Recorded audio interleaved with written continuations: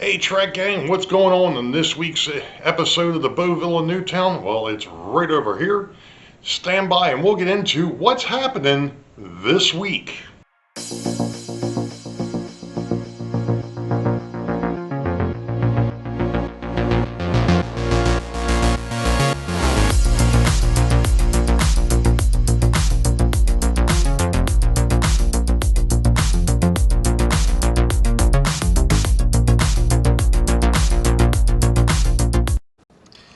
Well, hello Track Gang and welcome to episode 19 for 2025. It happens to be May 29th, 2025, which means that when I get finished recording this, I get to upload it. It's been a short week, namely because of the fact that us over here in the States had our Memorial Day holiday on Monday, and of course Saturday and Sunday I was prepping up for a family get-together on Monday, to which we had, and then obviously, well, the rest of the week kind of went to heck in a handbasket.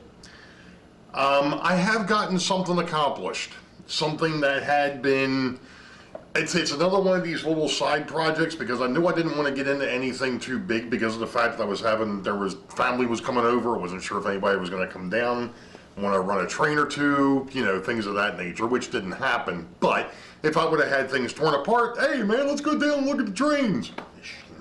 Yeah, so, at any rate, what have I done this week? What I did do is something that isn't noticeable, I guess, but what it is, and should have brought one of the old ones over from the trash can, but I didn't. I went ahead and redid my Waybills. And as you can see now, this one here actually lines up with the top, because before what was happening is you were seeing this with a Waybill in front of it. So I went through and reprinted all my Waybills. I think I may have mentioned that in vlog 18, that I had reprinted them. I just hadn't filled them out and replaced them yet. Well, that was one of the things that got done. The other thing, and I just got finished, for the most part, printing these out. I printed out labels for the car card boxes, which is something that has been lacking. So I'm going to show you basically what we're doing here. Maybe. I don't know how well. You know what? Let me try and swing this thing over to the other side. Maybe that would be better. Swing your camera around and around. There we go. Probably still not going to work very well, but regardless. As you all know, I've got a little label maker, and I'm able to print out labels, kind of like this one.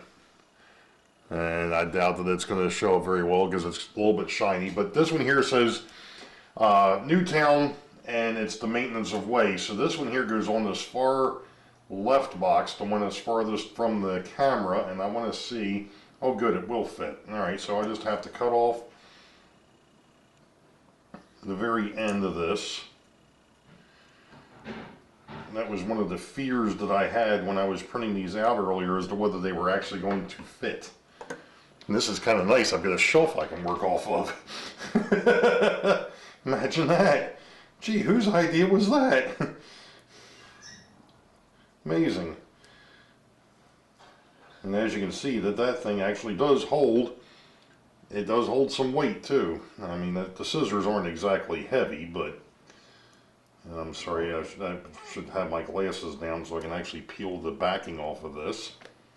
So we're going to stick that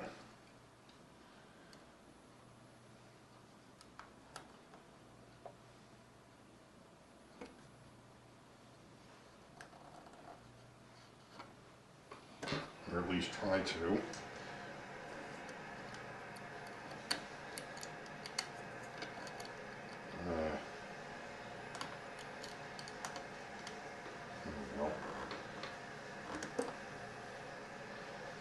Alright, so there we go. So there's the Newtown maintenance of way box. I don't have car cards made for the maintenance of way equipment, so there's no car cards in there. So the next one over is Newtown Station, and if the other one fit, then this one should too, which it does. I'm going to scoot that stuff off to the right there, and we're going to do the same thing here. We're just going to trim this up a little bit.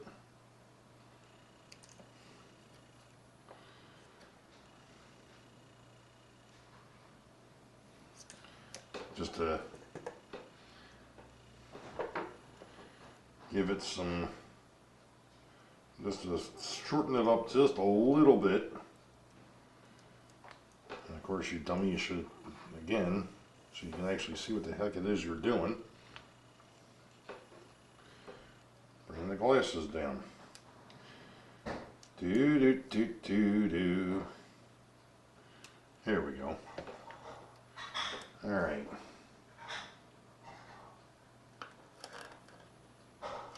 And I did it again. Now, conventional wisdom probably would have been, hey, why don't you take the boxes off the layout to be able to put the labels on it? Wouldn't it make more sense? Well, it would, but then I'd have to kind of take the thing apart, and I really don't want to do that. Okay, so now Newtown Station done. Hopefully, let's scoot in here a little bit.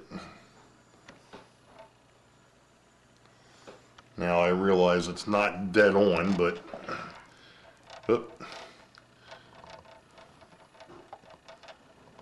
there you go. You get the idea. Sorry for the movements there, but you get the idea. So I'm going to go through, and the next box is the inbound and at the industry for Wykert Hill, or Wykert Industrial, and then the next one is the outbound for Wykert Industrial, and then we have the Wykert Industrial maintenance of way. And then this last one happens to be for the locomotive. I didn't print a label for that, and I just realized that, but that's okay. So I'm going to continue to do this and move around the layout, and we'll be back. Alrighty, so there is Wykert Industrial with its, most of its, well, all of its boxes named at least. Like I said, the one all the way on the right is the one for the locomotive card for the switcher. And as I've mentioned in the past, the reason why the switcher has a locomotive or a / car card pocket, I've made mention of this. It comes down to that any locomotive that runs the main line or could run on the main line is going to have a locomotive card. Now, normally this locomotive, which happens to be the Great Northern SW9 1200, is basically stationed at Wykert Industrial constantly. That's where it lives. But it also is in charge of running the wrecker train, which is over here at Newtown Station, or behind Newtown Station. That is the wrecker, and if the wrecker train has to go out, or the maintenance of way train has to go out, that's the locomotive that gets to pull it. So, which is the reason why, if you look at this particular rig, it has, for lack of a better term, two cabooses. It's got the one on the right, and it's got another one on the left, which happens to be a searchlight car. And there's also an idler flat car that's actually underneath of the crane at the moment. And I did this a while back. I actually showed how this operates, and that is that the boom is always in the opposite direction of travel. So in other words, right now it's set to where the locomotive would be on the orange caboose side, and the blue caboose would be obviously on the opposite end, trailing the train. When this comes back to Newtown Station, the locomotive would actually be on the blue caboose side, which means that the orange caboose would be trailing, which means the boom would actually be in the orange caboose or the work caboose pocket. So that's how that works. So the boom is always pointed away from the opposite direction of travel. Hopefully that made sense. So I am going to go down to, I'm still calling it Atlantic Copper and Brass. It may change. I think you've heard me call it R.U. Coughlin and Sons Casket Company. They may end up changing to that, but right now it's still Atlantic Copper and Brass. So let's go down to Atlantic Copper and Brass and RBC Distribution and take care of that set of boxes. Then we'll be back. All right, so Atlantic Copper and Brass and RBC Distribution are now done. So now we're going to go ahead and head down to Boeville. And there we have Boeville Yard. That's now all set. So you're probably asking, what was the whole point in doing this? Well, if you give me a couple minutes here, I'll take you back and show you what else has been going on. Okay, so what was that exercise all about? Well,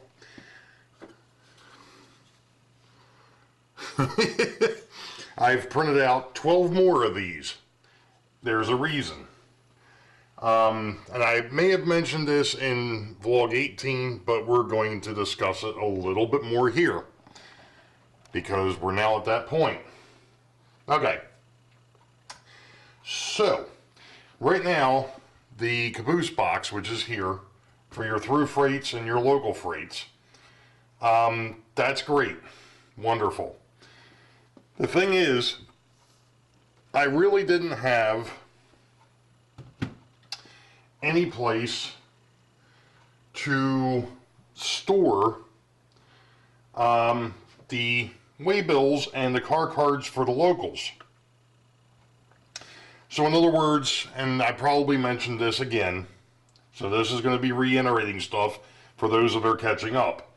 But what it is we have a car card box that is for the locals. Now this is the outbound. This is going from Richmond to Harrisburg. This is cycle 4. This is the last cycle before these cards go back into normal rotation. What do I mean by normal rotation? Okay. Well, normal rotation would be when a train is built, because these here were originally southbound. Okay. These were originally cars that originated in Harrisburg that went to Newtown Station, ACB, Atlantic Copper and Brass, RBC Distribution, and then they went to Boeville Yard. So the first cycle, I'll back up a minute. First cycle is Harrisburg to the Industries, because we're headed south. So that would be Newtown Station, Atlantic Copper and Brass, and RBC Distribution. When that local train picks those cars up, it's also dropping, or when it's dropping those cars off, it's picking up cycle 2. Cycle 2 is from the Industries to Boeville. Some of those cars, when they get to Boeville, will go to the warehouse. Others just go into the classification tracks. So that's cycle 2. Cycle 3 is going from Boeville Yard to Richmond. They're still on the locals at that point. Then they're still on the locals when they get to cycle 4, which is going from Richmond back to Harrisburg. And when they get there, then what happens is the Waybill comes out and it gets stored in a, well, what will now be a car card box. So here it is. I've got car cards or Waybills sitting in this box, which would be for the next local outbound from Richmond going north. Now, Richmond going north works a little different. Richmond goes to Boeville, it gets broken down, and then they pick up another train, which is headed north. So, cycle 1, Richmond to Boeville. Cycle 2 would be Boeville to Weikert Industrial. Cycle 3, Weikert Industrial to Harrisburg. Cycle 4 is Harrisburg back to Richmond. At that point, then those car cards come back out, they get put back to cycle 1, and they get ready for the next local out. That's how the locals work. Hopefully that was clear as mud. You have to be here to understand it, I guess, but that's how it works. But bottom line is, I needed some place to store these because they don't get stored with the normal car cards because they're on the local run. As you remember, my other car cards, which are down here, these are specific to what would be a through freight at this point, or they could be another local at some point as well. But for the most part, they're on through freight, so they're going Richmond, Harrisburg, Harrisburg, Richmond, back and forth. The cars in front get used first, going backwards. The cars that come in go into the back of the box. Okay. So we obviously don't want the locals mixed up with the through freights. That's the reason why they've got their own box. That's all well and good. I needed some place to store them. Great. What I decided to do, or what I'm deciding to do, and I'm going to try not to make a mess of this, but we'll see how well that works. All right. I've got another piece of board, another piece of wood down here. Let's see if we can manage to do this without screwing things up too much. Okay, so eventually this will have a back to it. You've got your local freight here. You've also got another local here. That one there is the tank car. The tank cars are a little bit different. They go from Richmond to Boeville, Boeville back to Richmond. Our outbound Waybills, there's going to be an extra box, and then we'll have the cabooses. So the cabooses are going to end up in here too. So I'm going to get rid of the box that's sitting on the layout now. That'll get used for something else. Like I said, I've already got a, I don't know why both of them are down here, but they are. I've already got boards that I'm going to use to back that. Actually, I don't think these are tall enough, to be honest. I had pulled them off to the side thinking I could use them, but I don't think I can. So the caboose box is going to come off and it's going to become a part of that box. It's just going to make things a little bit nicer. Now, the other part to this whole thing is the fact that I'm probably going to be ending up redoing the shelving. Not redoing it, but changing the way it works. In other words, right now all my freight locomotives are up on top. My passenger trains are underneath. I'm still considering or thinking about the fact of putting the passenger trains up top and putting the locomotive or the freight locomotives down the bottom. Again, I don't know if I'm going to like that idea. I don't know if it's going to work. But regardless, either way, one of the things that I want to do is I want to put on this shelf, on the shelving up here, I want to put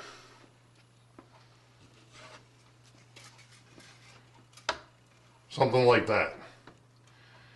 To kind of help keep things from possibly rolling off that shelf. And like I said, I don't think that this is tall enough because this board back here, I don't know how tall I made that originally, but I know that those aren't thick enough. So I'm going to have to go cut some wood this weekend.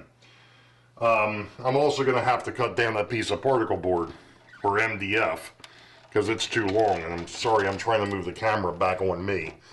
And the tripod didn't want to move because it's partially on the carpet and partially on the concrete. Okay. So that kind of, I guess to a point, clears the air a little bit as to what's going on here.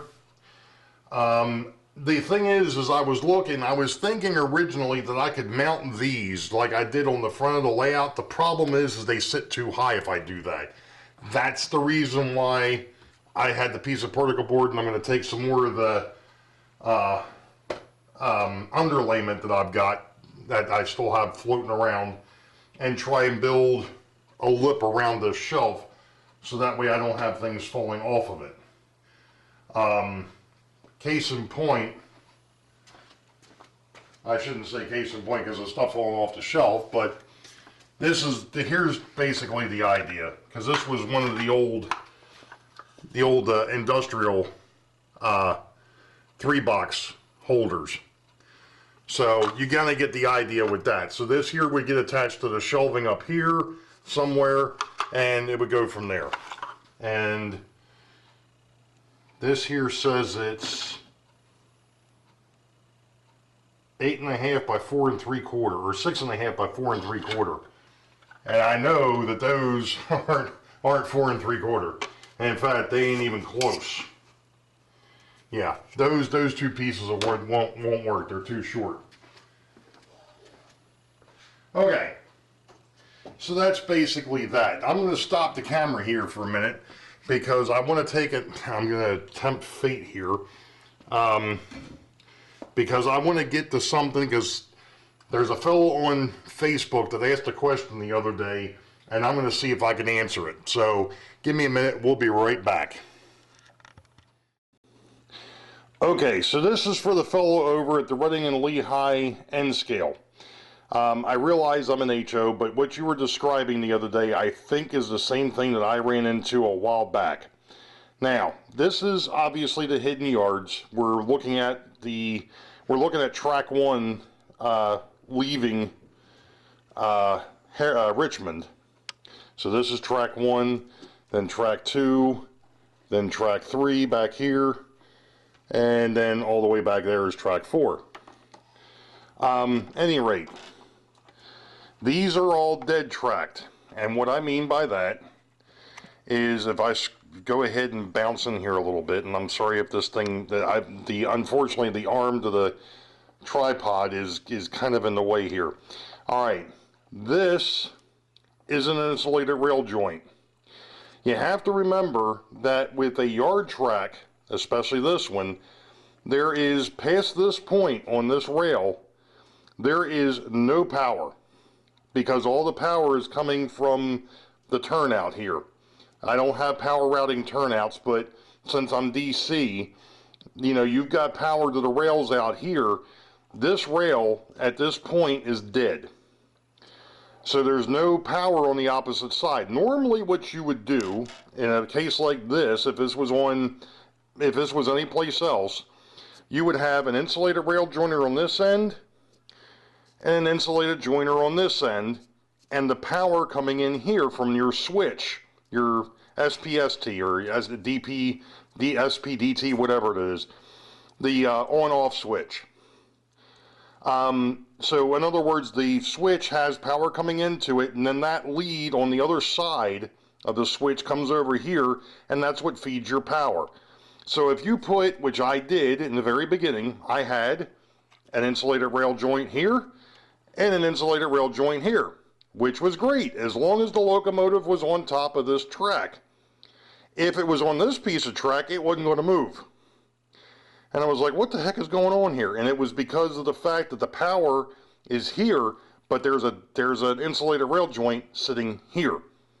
So to alleviate that problem, this is now a normal rail joint, and every one of the rails going back all the way to the end has normal rail joints in them, with the exception of this one here. This one is the isolator.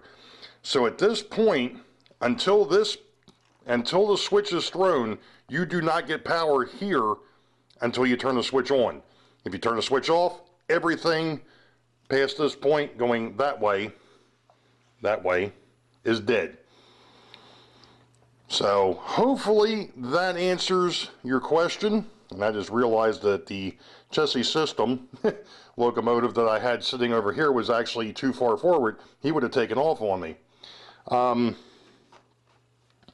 Hopefully that answers that question for you, sir.